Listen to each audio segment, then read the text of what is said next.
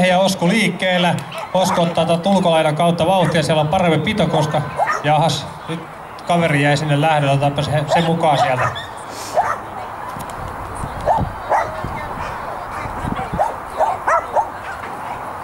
Tosiaan koira voi käydä sieltä noutamassa ja juosta vaikka koiran kanssa. Sillä ei ole niin väliä, kun hän saavuttaa maaliin vaan.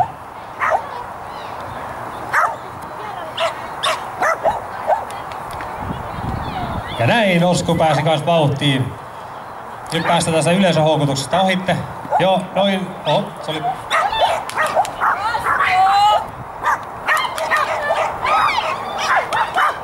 Olisi Osku pikkumatka vielä. Väärä suunta.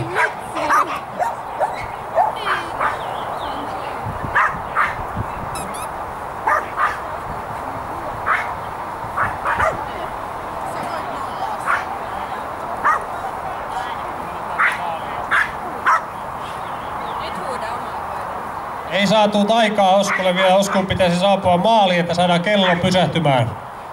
Tulkaa vaikka Osku sylissä sieltä, jos ei muuten tai Osku kanssa rinnakkain juoste, mutta saataisiin kello tässä pysähtymään. Niin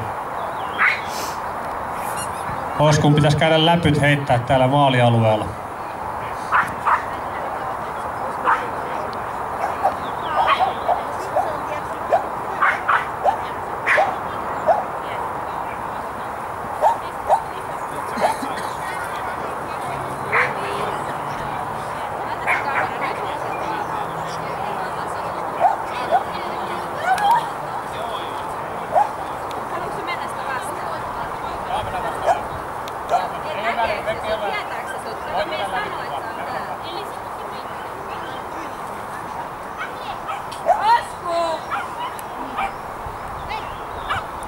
Osku taitaa olla pelimieheksi ja tietää, että päivän hitainkin, tai luokan hitainkin palkitaan, niin se ajattelee, että se vetää pokaalin kotiin sitten. Ja näin saadaan Osku maaliin sitten. Kuinka meni? Noin. Ja myös Oskukin saatiin maaliin ja sitten olisi vielä Team Volpinolta ankkuriosuuden hoitamassa Romeo.